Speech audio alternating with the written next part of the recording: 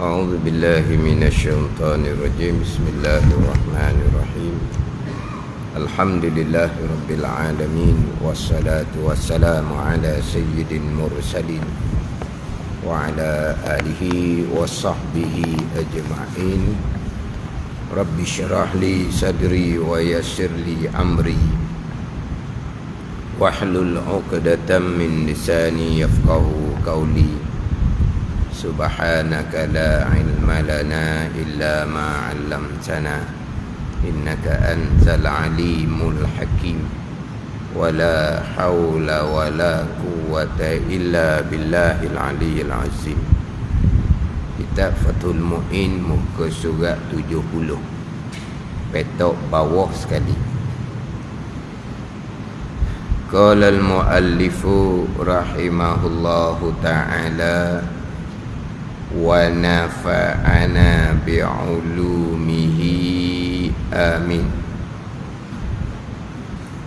wa malbusin wa ghairihi min kulli mahmulin lahu wa illam yataharrak biharakati wa makanin yusalli fihi. Terjemahan dia, dan suci pakaiannya dan segala yang ia bawa, segala yang ia tanggung, sekalipun tidak ikut bergerak bila ia sedang bergerak. Suci tempatnya mengerjakan solat. Ini sambungan syarat sah solat yang kedua, iaitu suci badan dan suci pakaian dan suci tempat, suci daripada najis yang tiada dimaafkan daripadanya.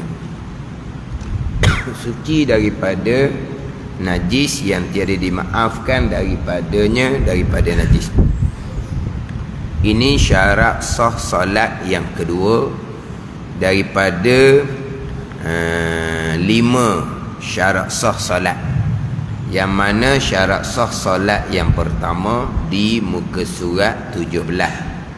Jadi minggu lepas kembali undur kepada syarat sah solat yang pertama di muka surat 17. Ini masuk kepada syarat sah solat yang kedua. Kemudian syarat sah solat yang ketiga di muka surat 99. Itu syarat sah solat yang ketiga. Ini ini dak susunan dalam kitab Fathul Mu'in. Jadi susun seumpama tu. Dalam kitab-kitab yang lain tak susun seumpama ni. Dia hanya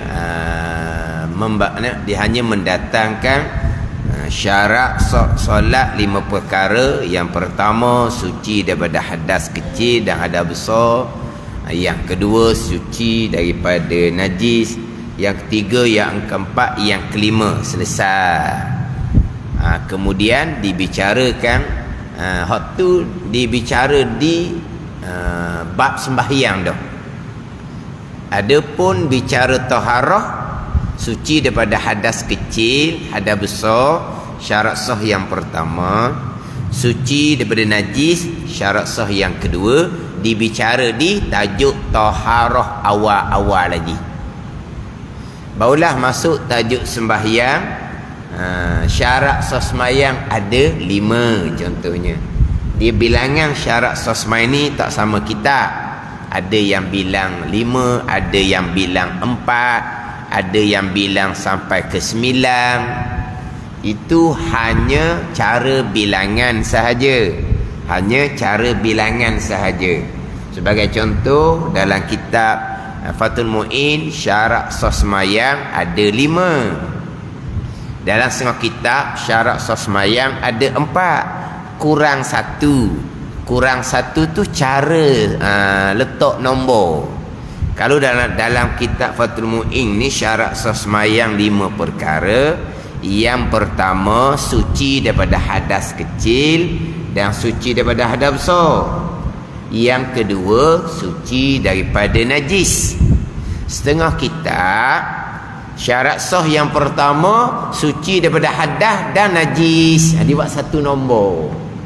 Jadi hak 5 kurang 1 jadi 4. Dalam kitab Fathul Mu'in, syarat sah yang pertama di surat 17 terdahulu, suci daripada hadas kecil dan suci daripada hadas besar. Masuk kepada syarat sah solat yang kedua, suci daripada najis. Setengah kitab syarat sah semayang hak 5 tu jadi 4 kurang 1 hanya pada susunan. Syarat sah semayang yang pertama, hak 4 syarat sah ni, syarat sah semayang pertama suci daripada hadas dan suci daripada najis. Jadi suci daripada hadas dan suci daripada najis di satu nombor. Syarat sah yang pertama. Jadi hak dalam Fathul Mu'in 5 ni kuranglah 1. Jadi tinggal 4. Lepas tu dalam kitab Ihdatus Sibyan, syarat sah semayang tu didatangkan 9. Di antaranya Islam, kemudian berakal dengan makna tamyiz. Dia ada tambahan lagi. Kemudian syarat sah semayang laginya, meninggalkan akan perkara yang membatalkan sembahyang. Jadi banyak. Adapun dalam kebanyakan kitab syarat sah semayang, syarat sah ibadah-ibadah yang lain, dia tak sebut pun Islam dan berakal dengan makna tamyiz.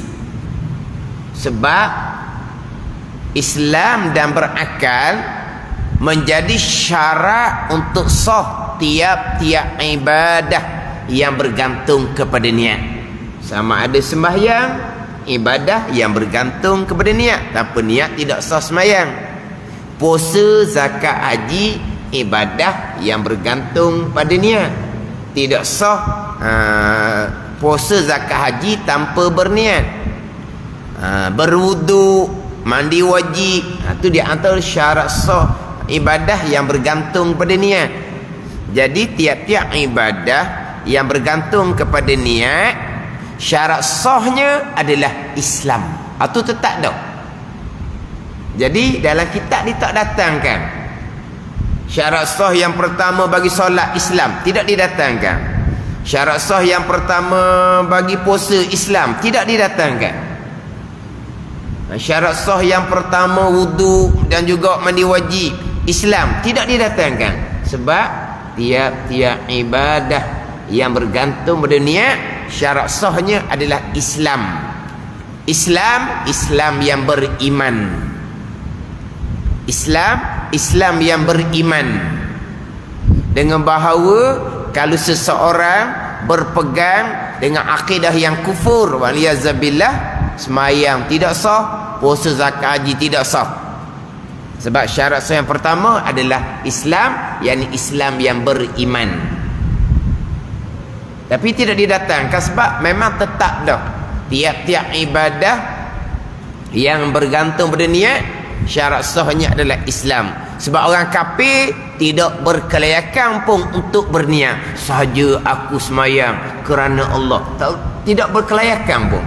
Saja aku ambil wudu kerana Allah, saja aku mandi wajib kerana Allah. Tidak berkelayakan. Orang kafir nak berniat seumpama ni.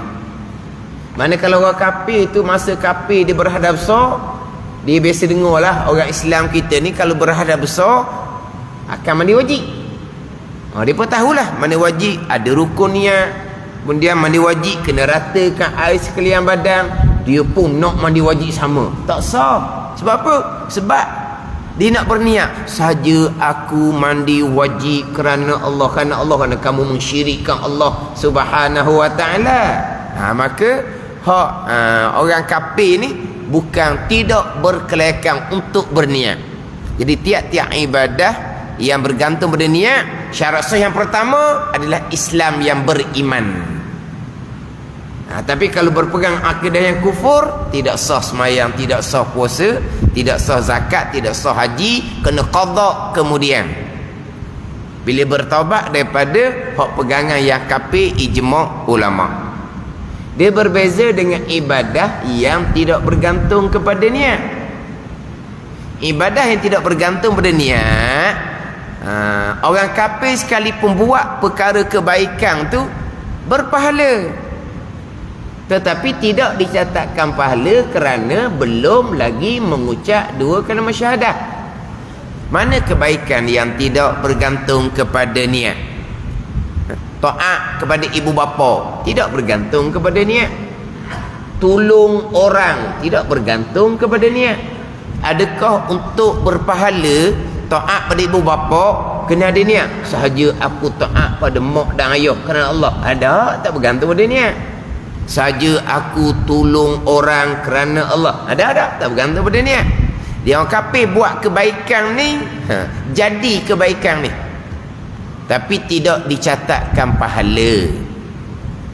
Sebab apa? Orang Cerabang kata kerana belum buka akaun. Akaun tak buka lagi nak bubuh duit macam mana? Buka akaun dahulu barulah boleh bubuh duit. Apa akaunnya? Mengucap dua kalimah syahadat.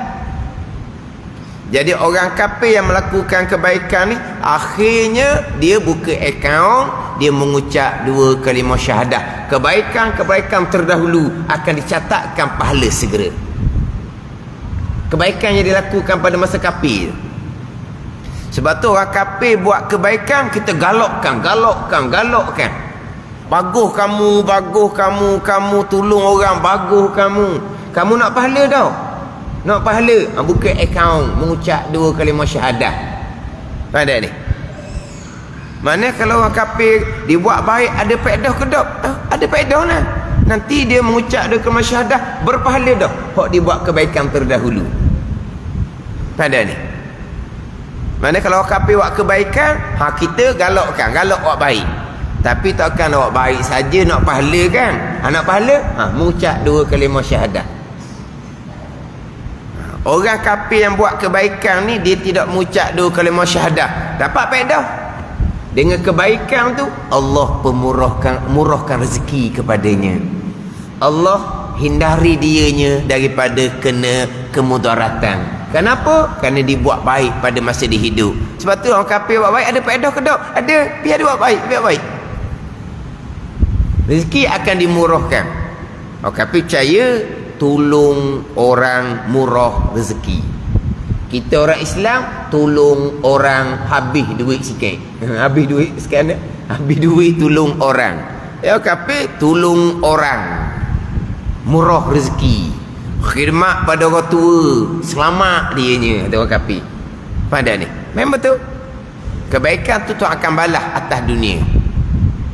Last kali Tuhan balas kebaikan orang kafir buat baik ni, dipermudahkan ketika mati. Itu last kali. Lepas daripada mati, seksaan selama-lamanya tak ada dah. Tak ada bahagian dah. Jadi atas kebaikan yang dilakukan pada masa hidup, kebaikan-kebaikan yang tidak bergantung kepada niat, last kalinya orang kafir akan dapat manfaat, dipermudahkan ketika mati. Lepas dah mati habis. Itu keseksaan selama-lamanya. Pada ni. Sebab itulah orang kafir dia basuh najis suci. Sebab basuh najis bukan syaratnya bergantung kepada niat. Sahaja aku basuh najis kerana Allah, barulah sah basuh najis, barulah jadi suci, gitu. Ada. Tak bergantung pada niat. Lepas tu kalau orang kafir yang tukang basuh najis, suci je kalau kena dengan kaedah syarak kita. Kulit bangkai, yang menyucikan kulit bangkai tu syarikat ni, company kafirnya. Jadi cuci kulit bangkai itu menggunakan asid, bertepatan dengan hukum syarak. Maka kulit bangkai yang najis itu hukum suci. Sebab menyucikan daripada najis kulit bangkai itu bukan bergantung kepada niat. Sebab itulah kalau orang kafir, dia keluarga dia hak Islam, meninggal. Yang mana hak meninggal ni mu'allaf lah, asalnya bukan Islam. Lepas keluarga yang Islam ni meninggal, orang kafir nak tolong mandi, mandi lah, tak apa. Janji dia buat molek biar rata. Sebab mandi mayat tidak bergantung kepada niat. Saja aku mandi atas ini mayat, bau sah mandi mayat, ada tak bergantung pada niat. Dia kafir nak mandi mayat anak beranak dia masuk Islam, pergi je lah. Cuma kita pastikan dia ratakan.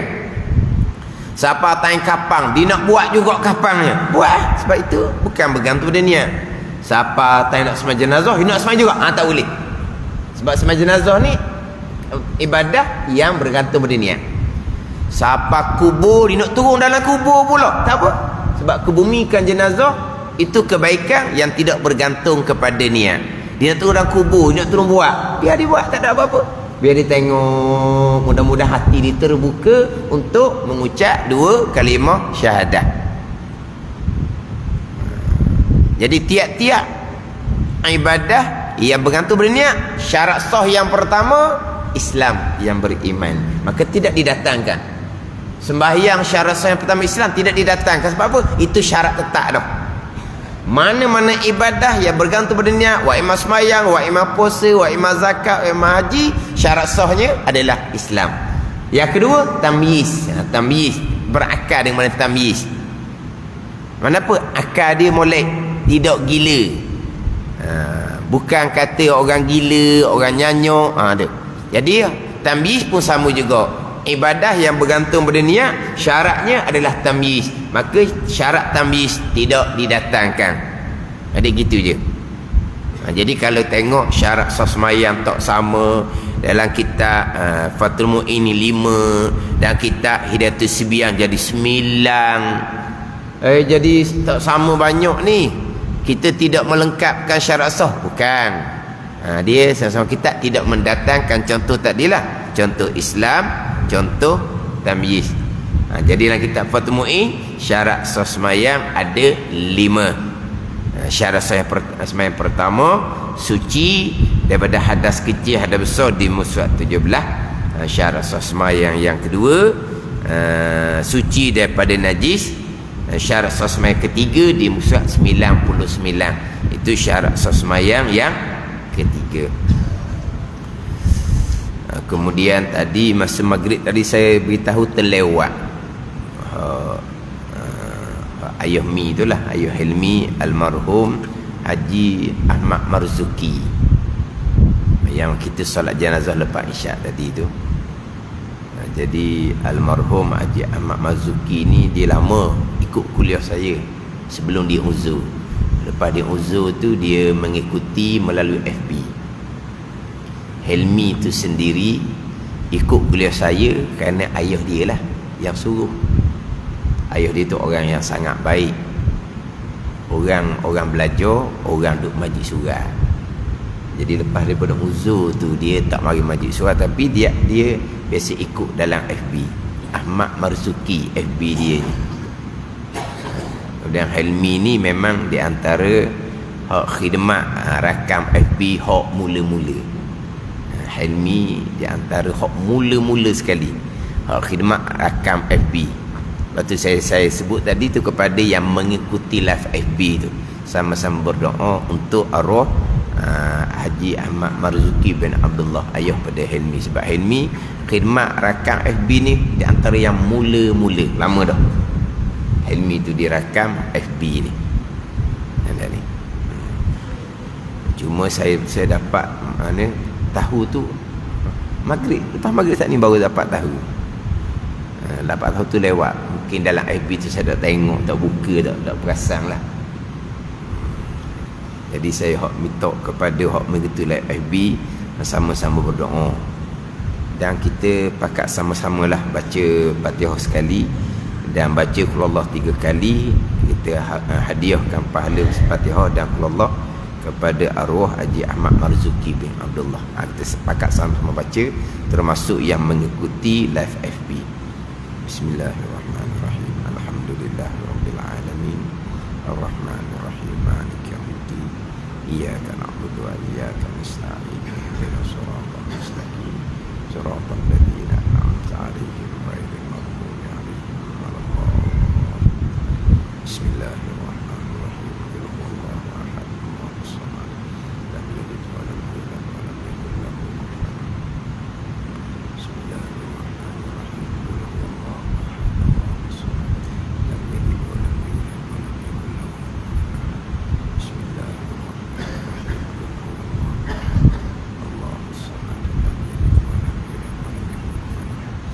Jadi insyaAllah malam esok di Masjid Gunung Bila tu saya akan minta sekali lagi, sebab saya kenal dengan almarhum Haji Ahmad Marzuki ni, termasuk dengan Helmi di Masjid Gunung Bila. Kenal mula-mula dengan almarhum Haji Ahmad Marzuki dan dengan Helmi itu sendiri, kenal mula-mula ni adalah di Masjid Gunung Bila. Jadi Malaysia tu saya akan minta sekali lagi lah kepada terutama sekali kepada yang mengikuti live FB lah, sama-sama berdoa kepada arwah. Jadi syarat sah solat yang kedua, suci badan, pakaian dan tempat daripada najis yang tiada dimaafkan. Suci pakaian dan segala yang ia bawa, segala yang ia tanggung, sekalipun tidak ikut bergerak bila ia sedang bergerak. Saya contoh minggu lepasnya, tapi ni contoh ni tak berlaku lah. Jadi ekor sekerbang dia panjang. Bila ekor sekerbang dia panjang, dia boleh buat sejadah ekor sekerbang panjang dia tu. Maknanya ekor sekerbang tu adalah pakaian yang bersambung dengan yang sembahyang. Sebab sekerbang tu dia pakai, ekor tu dipanjang, dipengalah di bawah jadi sejadah. Pada ni tiba-tiba ekor sekerbang tu kena tarik cicau atas latar tu lah, tak sah sembahyang dia. Dia berbeza dengan sujud. Kita sujud atas pakaian kita tidak sah pada ni, melainkan sujud atas yang bersambung dengan pakaian kita yang panjang, yang tidak bergerak dengan gerak orang yang sembahyang. Boleh buat apa sujud? Kan kita kan sujud tidak boleh sujud atas pakaian kita. Tak boleh nak sujud atas pakaian. Macam orang perempuan, dia sujud kena kain semayang dia tu, dia dahi dia, tak sah, sebab itu pakaian dia. Tiba-tiba ekor serban ni pun kira pakaian dia juga, sebab bersambung dengan serban yang dipakai. Tapi oleh kerana ekor tu panjang, tidak bergerak dan gerak di dalam semayang, dia berdiri, dia turun sujud, dia bergerak, ekor serban tu panjang tidak bergerak, boleh sujud atas ekor serban tu walaupun bersambung dengan serban hak dia pakai. Itu berbeza dengan sujud. Boleh sujud walaupun ekor serban tu pakaian dia sekalipun. Adapun bab najis dia lebih keras. Walaupun ekor serban tu tak bergerak dia, tapi bersambung dengan pakaian dia, dengan serban yang dipakai, bersentuh dengan najis, maka tidak sah sembahyang. Sujud tak ada masalah, sebab sujud dia nak kepada tetap. Bila pakaian tu tidak bergerak dengan gerak dia, maka tetap dipanggil, maka sah sujud. Sebab walaupun ekor serban tu bersambung dengan serban yang dipakai, tapi tidak bergerak dengan gerak di dalam semayang. Dia bergerak kan? Kan kita ni apabila bergerak, pakaian kita bergerak, kita bergerak, pakaian kita bergerak. Tapi ekor serban yang panjang tu tidak bergerak dengan gerak kita. Jadi dalam bab sujud tak ada masalah, sebab sujud ni perlu kepada yang tetap. Jadi ekor serban tu tetap tak bergerak, boleh sujud di ekor serban walaupun ekor serban bersambung dengan serban yang dipakai. Berbeza dengan najis. Najis tak boleh bersentuh dengan najis saja, maka batal sembahyang. Walaupun ekor serban tadi tu tidak bergerak dengan gerak orang sembahyang, kerana ekor serban tu contohnya panjang. Pada ni dia yang bersama kita tak boleh belaka. Hak dalam kitab ni lah, hak dalam kitab dia ikat kaki dia, ikat kaki anjing. Itu dia panggil apa? Berhubung dengan dia, tak sah sembahyang. Ada. Tetapi kalau dia ikat kaki anjing, najis ni, najis mughalazah, tapi tali itu dia pijak di kaki dia supaya anjing tu tak lari, tak apa. Pijak tak apa. Jangan ikat di kaki orang sembahyang tu. Adapun kalaulah diikat di kaki orang sembahyang, kemudian ikat di perahu benda suci, dalam perahu ada anjing, tak ada masalah. Sebab dia bukan ikat benda najis, dia ikat perahu yang suci. Yang ni hukum fiqh dalam mazhab Syafi'i. Sebab tu kalau orang yang sembahyang, yang pakai ni spekar ni, dia panggil spekar tau. Ni hak baju dia ni kan, wayar panjang tu. Wayar tu kena pastikan jangan ada tarik cicak. Wayar tu kena pastikan jangan ada tarik cicak. Sebab apa? Sebab dia pakai. maka bersambung dengan dia, seolah-olahnya pakaian dia kan dipakai ni, kan diselik di baju dia hot spekar tu. Jadi dia punya apa, tali apa panggil, wayar. Wayar tu kan panjang, kalau dia wayar tu ada tak cicok, batas sembahyang dia. Kemudian wayar tu pun masuk di bok tu ada tak cicok, tak apa. Sebab tu kita tak sambung dengan dia dah, walaupun dia masuk di bok tu kan, bok kotak tu kan, atas tu banyak tak cicok kan, itu tak apa, jangan diwayar je. Ni dia punyalah jauh dia tarik. Ni kita pakai wayar. Sebab tu ada setengah tu imam dia tak pakai wayar ni. Dia kata wayar ni bersambung mana? Bersambung panjang ni. Bersambung ke mana? Sampai ke meter, sampai ke naik atas jalan. Bersambung dia kata. Kan bersambung kan? Bersambung tu dia jalan raya, masuk dalam rumah orang kapi. Masuk dalam rumah kapi ni elektrik ni bersambung ni kan, sampai di peti sejuk. Dalam peti sejuk ada daging babi, batas semayang. Sebab ni sambung dengan daging babi dalam peti sejuk ni rumah orang kapi. Allah kata jauhnya dilarang. Lepas tu ada kan, dia sampai ke sudah dia tak mau pakai hak ni. Dia pakai hak ni, hak berdepan, hak spekar berdepan, dia tak mau pakai di baju dia. Sebab apa? Ni dia wayar ni sambung kan, elektrik kan, memang sambung kan. Apa aku mau kapi kan sambung kan. Kita tak ada elektrik, dia pun tak ada elektrik. Sebab apa ni? Sekali. Kalau satu lain tau, sekali dia kena sambung.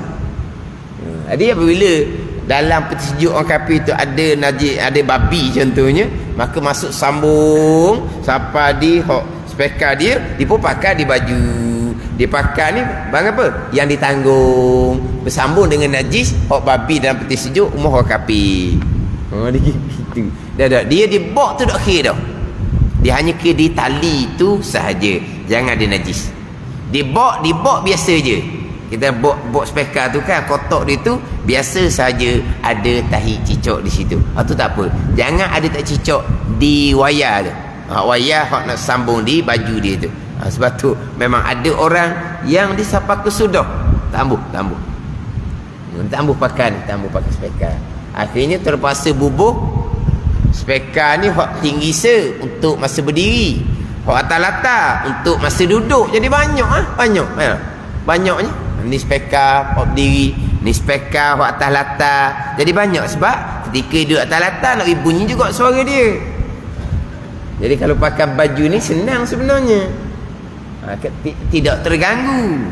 Tapi tadilah dikira macam sambung tu sampai ke rumah-rumah orang bukan Islam tu dikira. Tapi kalau wayar tu kena pastikan, di wayar spekar tu kena pastikan jangan ada tahi cicok, dan wayar tu kena pastikan jangan duduk atas tahi cicok. Sebab apa? Sebab kan walaupun tahi cicok tak ada di wayar spekar tu duduk di tahi cicok. Tu samalah juga. Ni cerita hak pandangan dalam mazhab Syafi'i kita, pandangan yang muktamad lah. Tapi ni semua perkara khilaf ulama belaka ni. Payah juga tu nak tengok molek wayar spekar tu ada najis ke tidak. Jangan nak kira tu. Tapi kalau atas bok kotak spekar, tak cicok ada banyak atas tu normal saja. Jadi bila bersambung dengan pakaian dia, maka dia panggil pakaian dia juga, sebab dia berhubung dengan ni orang semayang. Walaupun wayar tu panjang, dia bergerak rokok sujud, wayar tu tak bergerak, dia bergulung dalam bilik tu panjang lagi, tak bergerak sekalipun, tapi bersambung dengan dia. Maka dihukumkan pakaian dia juga, sebab dia dia panggil mahmul, yang ditanggung. Tiap-tiap barang yang ditanggung oleh orang yang sembahyang berhubung dengan orang yang sembahyang dikira umpama pakaian juga. Dan suci tempatnya mengerjakan solat, wa makanin yusalli fihi, tempat yang sembahyang ia padanya, pada tempat dia. Tempat ni tempat yang bersentuh, tempat yang bersentuh dengan seseorang pada masa sembahyang, sama ada yang bersentuh tu orang yang sembahyang ataupun pakaian orang yang sembahyang. Itu dihukumkan tempat belaka. Jadi tempat sembahyang orang perempuan luas, sebab pakaian orang perempuan jadi kembang. Dia berbeza dengan tempat sembahyang orang lelaki. Di tengah perut tu masa sujud, itu tak panggil tempat sembahyang. Sebab bila dia sujud, pakaian dia tidak turun ke latar tu di tengah sejadah. Kalaulah tengah-tengah sembahyang tiba-tiba cicak perak jatuh di tengah sejadah, pada ni tempat sembahyang tu tak. Bagi lelaki tu bukan tempat sembahyang. Sebab masa kita sujud, pakaian kita tak turun ke latar, tak turun ke sejadah. Maka itu bukan tempat sembahyang bagi kita. Sebab tempat sembahyang ni tempat yang bersentuh dengan tubuh dan pakaian dalam gerak diam ketika sembahyang. Itu dipanggil tempat. Ada ni. Jadi di tengah sejadah pakaian kita tak kena, maka tak hukum tempat sembahyang bagi orang lelaki. Orang perempuan lain. Orang perempuan tepi sejadah tu tempat dia lagi. Sebab apa? Sebab kain sembahyang dia kembang turun di tepi tu. Sebab tu orang perempuan ni kadang-kadang sejadah dia besar, bukan sejadah kecil. Sebab apa? Sebab dia sembahyang tu luah, baju sembahyang dia akan terbuka tu luah. Maka tempat sembahyang bagi orang perempuan cukup luah, kena jaga molek. Atas sejadah tak ada najis, tepi sejadah ada tai cicak.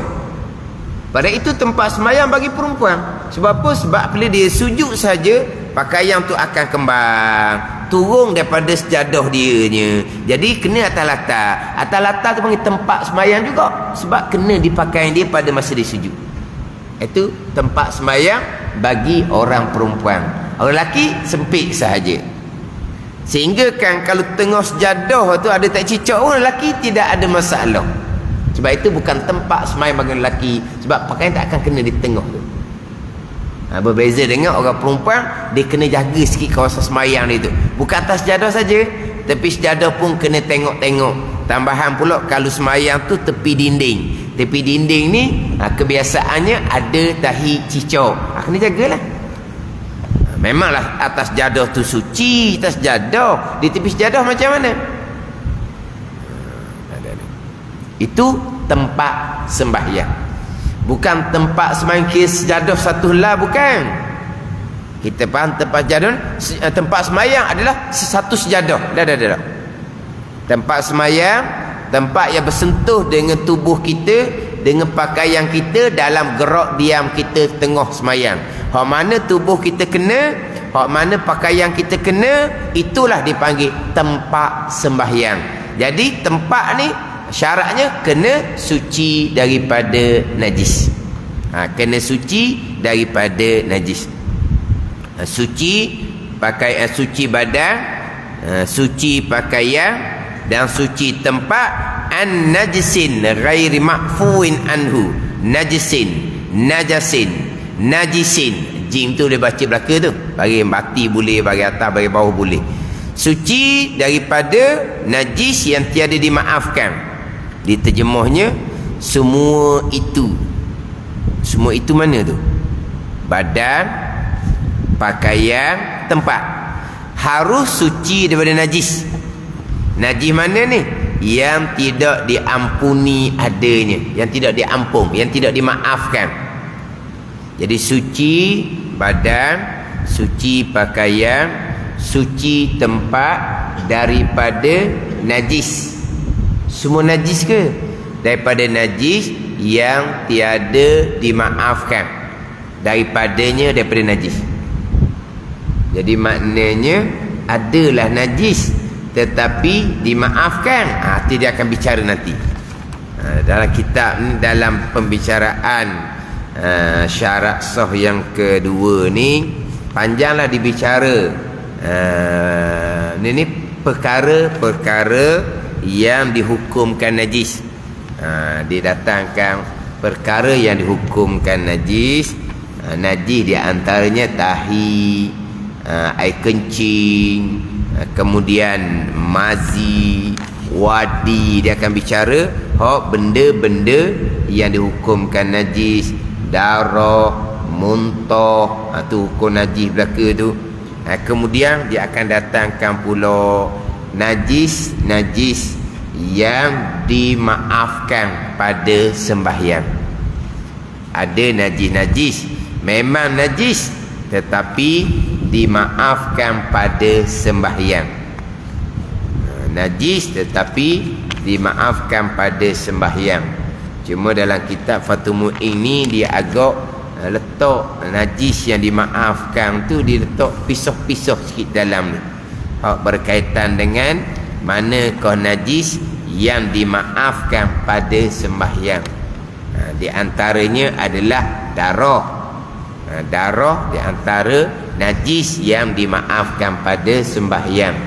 Sebab dia bab najis ni, najis tu najis lah, dia banyak pembahagian dia. Yang dibicara sekarang adalah najis yang tidak dimaafkan pada sembahyang.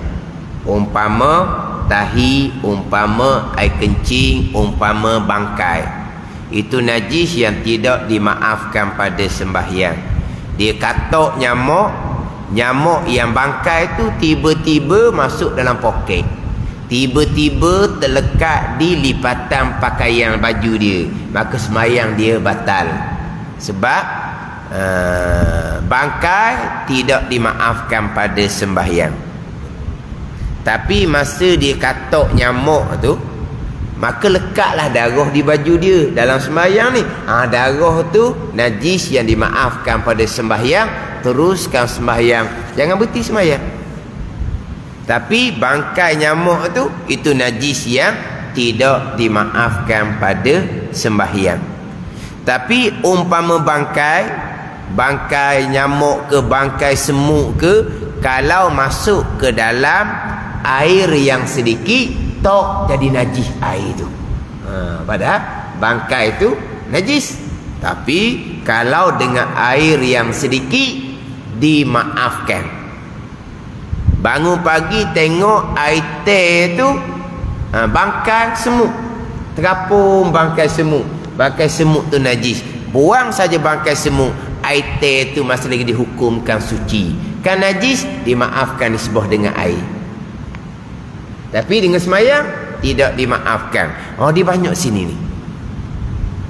Najis yang tidak dimaafkan pada sembahyang, najis yang tidak dimaafkan pada air yang sedikit.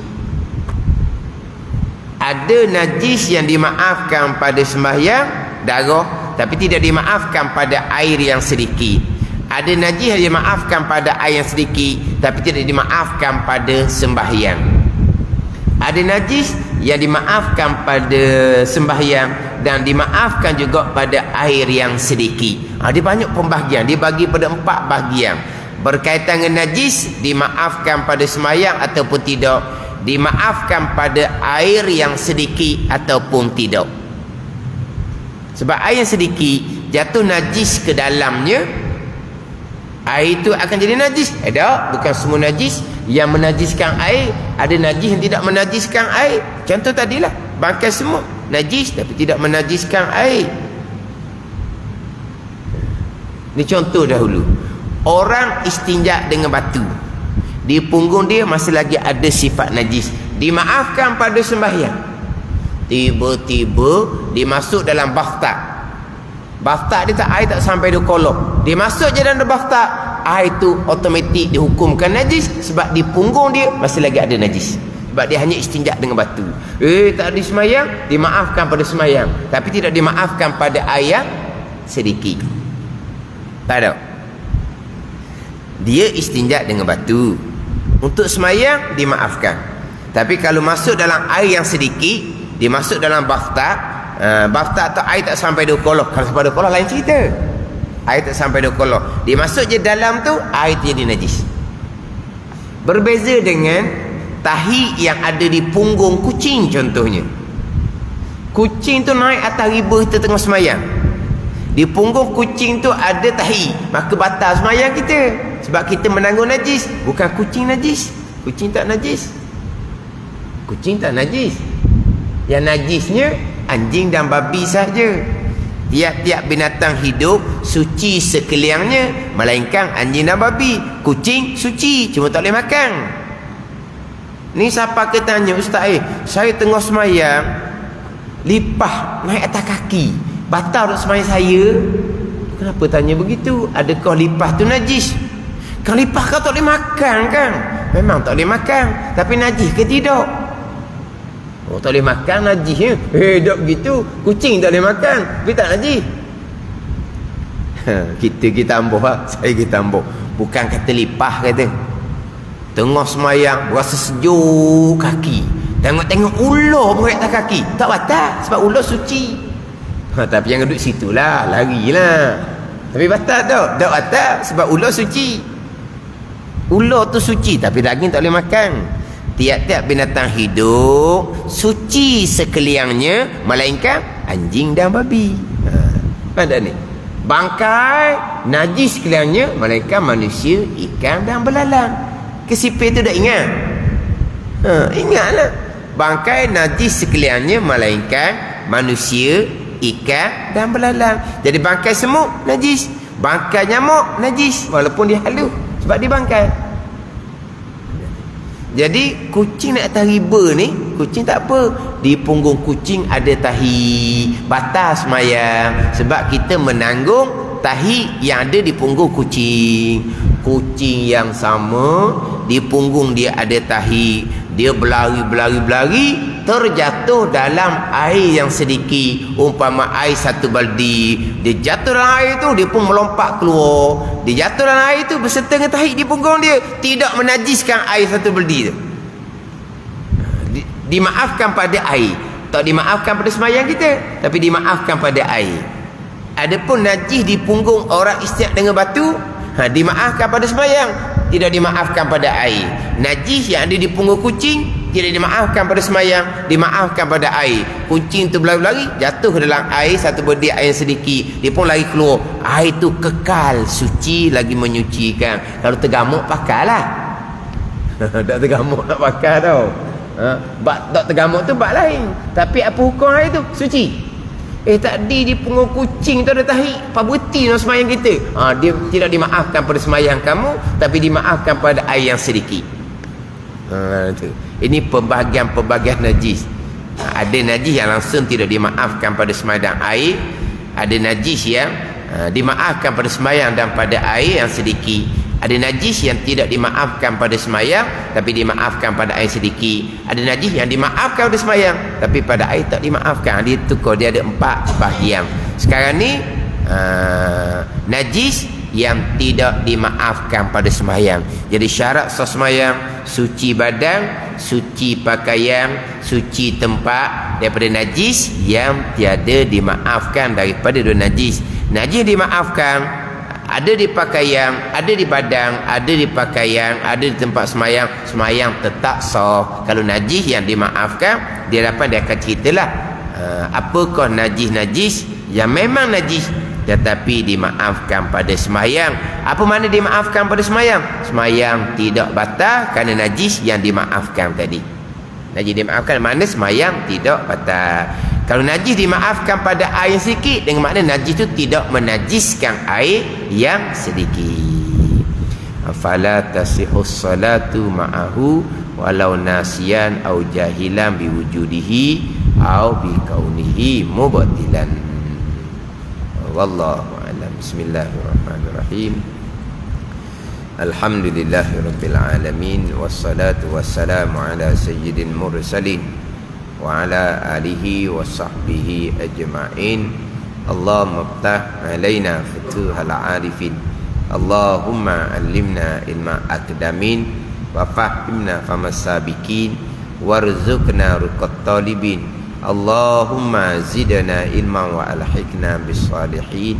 Wa sallallahu ala sayyidina Muhammad wa ala alihi wa sahbihi wa sallam. Walhamdulillah.